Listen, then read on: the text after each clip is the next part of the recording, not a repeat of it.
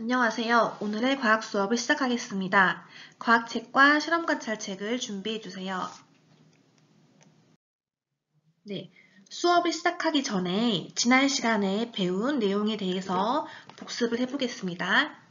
지난 시간에 만든 태양광 해파리가 움직일 때 일어나는 에너지 전환 과정을 살펴보겠습니다. 자, 빈칸에 알맞은 말은 무엇일까요? 먼저 1번. 태양의 빛 에너지는 무엇에 의해서 전기 에너지로 바뀌게 될까요? 네, 정답은 태양 전지였습니다. 전기 에너지는 전동기에 의해서 어떠한 에너지로 바뀌게 될까요? 네, 바로 태양광 해파리를 움직이게 하는 에너지로 바뀐 거니까 정답은 운동 에너지가 되겠죠. 네, 다음으로 우리 생활에서 이용하는 에너지는 무엇으로부터 전환되었는지 살펴보겠습니다. 그림의 기억에 알맞은 말은 무엇일까요?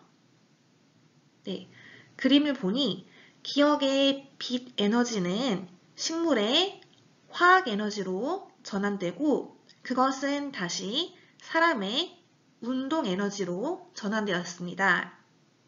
또 기억의 빛 에너지는 다양한 방법으로 전기 에너지로 전환되어 우리가 사용하였는데요.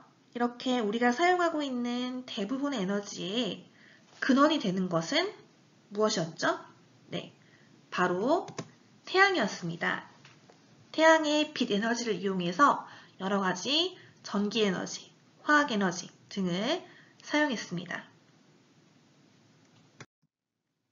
자, 그럼 잠깐 질문. 여러 가지 기계와 전기기구를 작동하게 하는 전기 에너지는 어떻게 만들어질까요? 전기는 발전소에서 자연에 존재하는 다양한 에너지 자원을 전기 에너지로 변환하여 만드는데요. 이렇게 전기를 생산하는 방법에는 먼저 태양광 발전이 있습니다. 그림에 보이는 것은 지난 시간에 사용했던 태양 전지를 이용하는 방법입니다. 또 태양열을 모아서 물을 끓여 생긴 수증기를 이용하여 전기를 만드는 태양열 발전, 그리고 바람의 힘을 이용한 풍력 발전도 있습니다. 자, 그리고 높은 곳에 있던 물의 위치 에너지가 떨어지는 힘을 이용한 수력 발전도 있고요. 연료를 태워서 물을 끓이고 물이 끓을 때 생기는 수증기의 힘으로 전기를 생산하는 화력 발전도 있습니다. 화력 발전에 사용한 연료에는 석탄이나 석유, 천연가스 등이 있습니다. 또 핵물질을 이용한 핵분열 과정에서 생긴 열로 전기를 만드는 원자력 발전도 있습니다. 자, 이 밖에도 밀물과 썰물의 차이를 이용한 조력 발전이나 땅속의 열을 이용한 지열 발전도 있습니다. 자, 그럼 이렇게 다양한 발전 방법 중에서 우리나라에서 가장 많이 사용하고 있는 방법은 무엇일까요? 네, 정답은 바로 화력 발전입니다. 우리나라에서 사용하고 있는 전기의 65%가 바로 화력 발전소에서 만들어진다고 하네요. 자, 그 다음 2위는 무엇일까요? 네, 2위는 원자력 발전. 전체 전기 생산량의 30%를 차지하고 있습니다. 자, 그 다음 3위는 무엇일까요?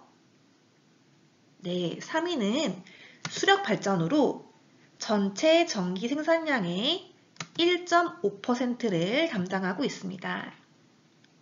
그리고 나머지 다른 방법들로 생산하는 전기를 모두 합해서 3.5% 정도 되겠네요. 자, 그럼 가장 많이 사용하는 방법이 화력 발전이라고 했는데요. 석유나 석탄 같은 화석 연료는 자원의 양이 한정되어 있어서 앞으로 석유는 40년, 석탄은 200년, 가스는 60년 정도 후면 자원이 고갈될 거라고 합니다. 자, 그러므로 이러한 화석 연료를 대체할 수 있는 에너지를 빨리 개발해야겠죠?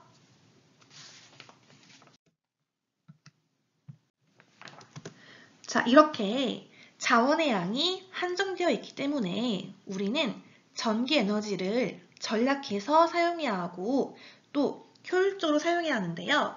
그래서 오늘은 교과서 112, 113쪽에 에너지를 효율적으로 이용하려면 어떻게 해야 하는지에 대해서 함께 공부해 보겠습니다. 자, 먼저 영상을 보면서 오늘 공부할 내용을 함께 알아보겠습니다.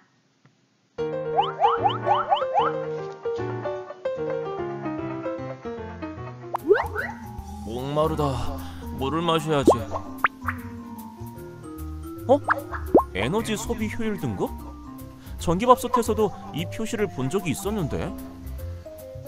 여기도 에너지 효율 표시가 있다. 그런데 냉장고에 붙어있는 표시와는 색깔이 다르고 쓰여있는 숫자도 다르네. 에너지 소비 효율 등급은 에너지를 효율적으로 이용하는 정도를 숫자로 표시한 거야. 1등급이라고 쓰여있는 제품은 에너지를 더 효율적으로 이용하는 것이지. 에너지를 효율적으로 이용한다고? 왜 에너지를 효율적으로 이용해야 하는데? 에너지를 얻으려면 자원이 필요해. 하지만 자원의 양은 한정되어 있지.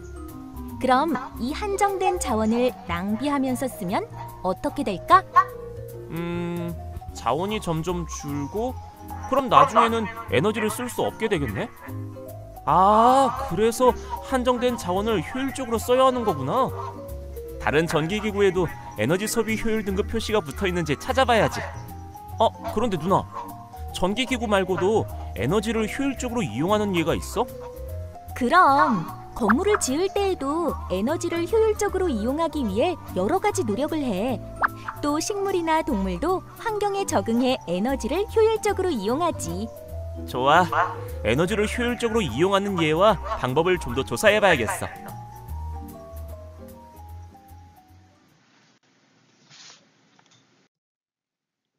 자, 에너지를 효율적으로 이용하는 예 중 첫 번째, 에너지 효율 표시가 붙어있는 전기기구에 대해서 알아보겠습니다. 조금 전 영상에서도 나온 에너지 소비 효율 등급 표시입니다. 여러분도 집에서 여러 가지 전기 제품에 붙어 있는 것을 많이 보았죠? 여기 있는 숫자들은 에너지 효율 등급을 뜻합니다. 에너지 효율 등급은 이렇게 1등급부터 5등급까지 있고 에너지 효율이 가장 높은 것이 1등급입니다. 이 에너지 소비 효율 표시에는 소비 전력량과 이산화탄소 배출량, 그리고 연간 에너지 비용 등이 함께 표시되어 있습니다. 자, 그리고 이렇게 생긴 에너지 전략 표시도 있는데요. 대기 전력 기준을 만족한 전기기구에 붙이는 표시이고요. 또 에너지 효율 정도가 일정 기준을 만족하는 제품에 붙이는 고효율 기자재 표시도 있습니다. 자, 여러분 지금 실험 관찰 57페이지를 펴주세요. 네, 실험 관찰 57페이지를 보면은 1번에 에너지 소비 효율 등급과 에너지 전략이 붙어 있는 전기기구를 조사해 써보라고 했습니다. 즉, 왼쪽에는 이러한 표시가 붙어 있는 전기기구, 오른쪽에는 이러한 표시가 붙어 있는 전기기구를 찾아서 써주면 됩니다. 네, 다시 보면은 이렇게 왼쪽에는 에너지 소비효율 등급, 그 다음에 오른쪽에는 에너지, 전략 표시가 붙어 있는 전기기구를 지금 조사해 주세요. 네, 영상을 잠깐 멈추고 집에 있는 여러 가지 전기 제품 중에서 어떤 제품에 어떤 표시가 붙어 있는지 한번 살펴보고 실험 관찰책에 적어주길 바랍니다. 자, 그럼 여러분들이 찾아본 결과를 바탕으로 실험 관찰 57쪽 1번을 해결해 보겠습니다.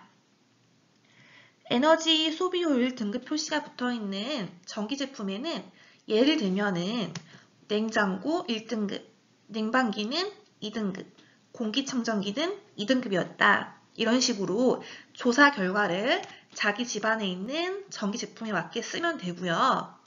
자, 에너지 전략 표시가 있는 전기 제품에는 전자레인지, 컴퓨터 등이 있었다. 이런 식으로 적으면 됩니다. 네, 각각 집에 있는 가전제품에 따라서 달라질 수 있으니까 직접 찾아본 뒤에 적어주세요.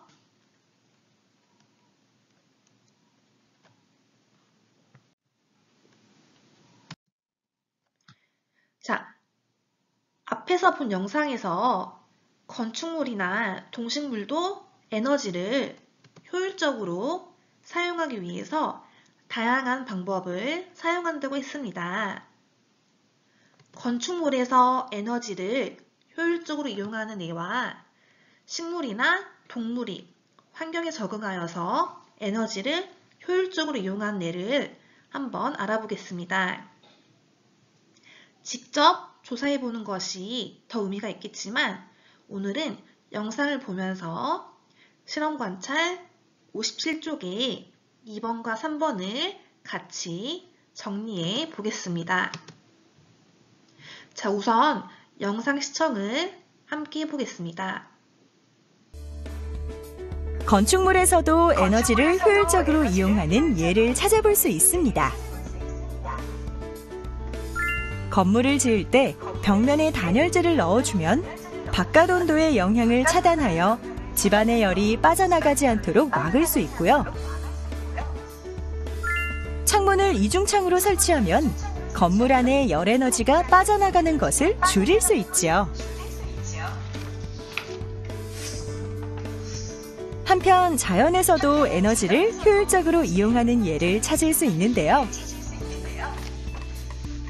겨울철 식물에서 볼 수 있는 겨울눈의 비늘은 추운 겨울에 어린 싹이 열 에너지를 빼앗겨 어는 것을 막아주고요. 곰이나 다람쥐 등의 동물은 먹이를 구하기 어려운 추운 겨울 동안 몸속의 화학 에너지를 더 효율적으로 이용하기 위해 겨울잠을 자기도 한답니다.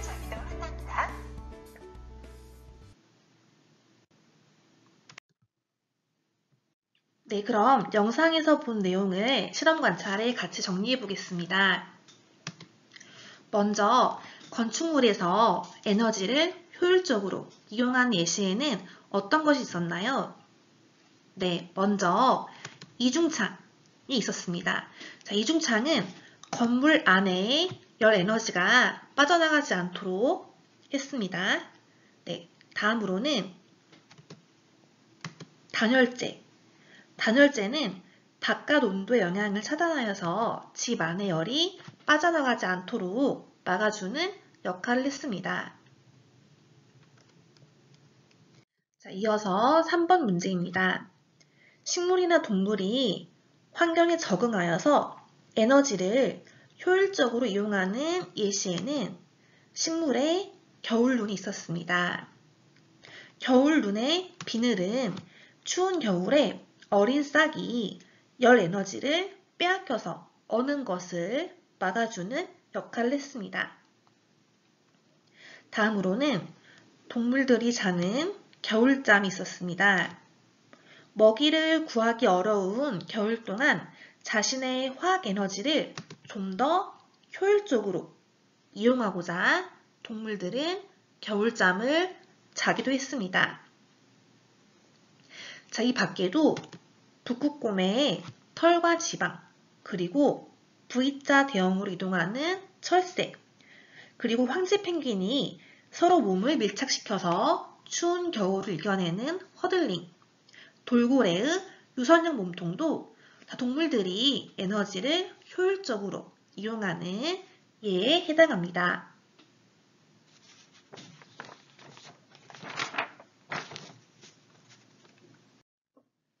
사람들은 전기 제품이나 건축물 외에도 전등을 사용할 때 에너지 효율을 높이기 위해서 노력하고 있는데요.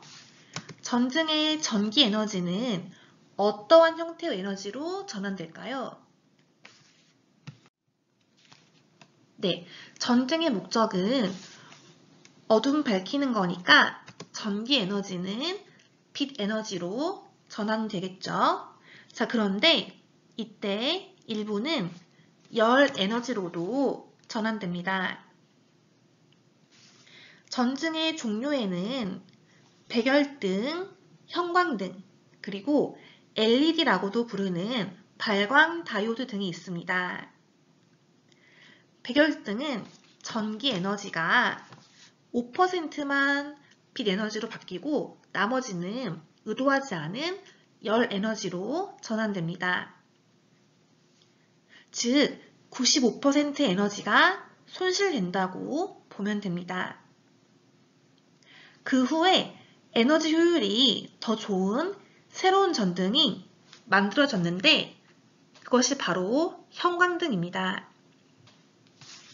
형광등은 전기 에너지 중 약 40에서 50%가 빛 에너지로 바뀌고 나머지는 열 에너지로 손실이 됩니다. 자, 그 후에 좀 더 개선되어 나온 것이 바로 발광 다이오드입니다. 발광 다이오드 등은 전기 에너지의 약 90%가 빛 에너지로 바뀝니다. 자, 그럼 이 세 가지 전등 중에서 에너지를 가장 효율적으로 이용하는 전등은 무엇일까요? 네, 바로 마지막에 개발이 된 발광 다이오드 등입니다.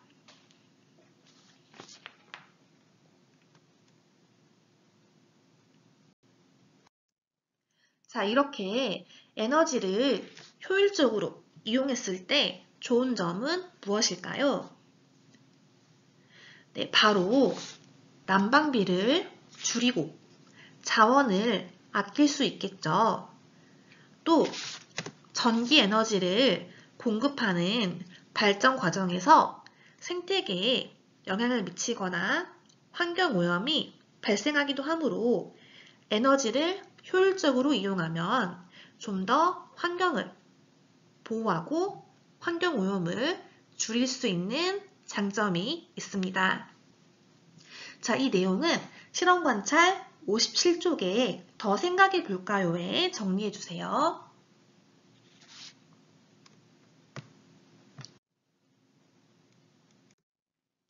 그럼 오늘 공부한 내용을 정리해 보겠습니다. 에너지를 효율적으로 이용하는 방법을 전기기구, 건축물, 식물이나 동물 이렇게 세 가지 측면에서 살펴봤는데요. 먼저 전기기구의 전기 에너지를 효율적으로 사용하기 위해서 우리는 에너지 소비 효율 등급이 몇 등급인 전기 제품을 사용해야 한다고 했나요? 네, 소비 효율 등급이 1등급일수록 좀 더 좋은 전기 제품이라고 했습니다. 또 어떤 표시가 붙어 있는 전기기구를 사용해야 할까요? 네, 에너지 전략 표시가 붙어 있는 전기기구를 사용하는 것이 좋다고 했습니다. 다음으로 건축물에서 에너지를 효율적으로 이용하는 방법으로 바깥 온도의 영향을 차단하는 것은 단열재이고요. 건물 안에 열 에너지가 빠져나가지 않도록 하는 것은 바로 이중창이었습니다. 식물이 겨울에 어린 싹이 어는 것을 방지하기 위해서 사용하는 방법은 겨울 눈이었고요. 동물은 몸속의 화학 에너지를 좀 더 효율적으로 이용하기 위해서 겨울에 겨울잠을 잔다고 했습니다.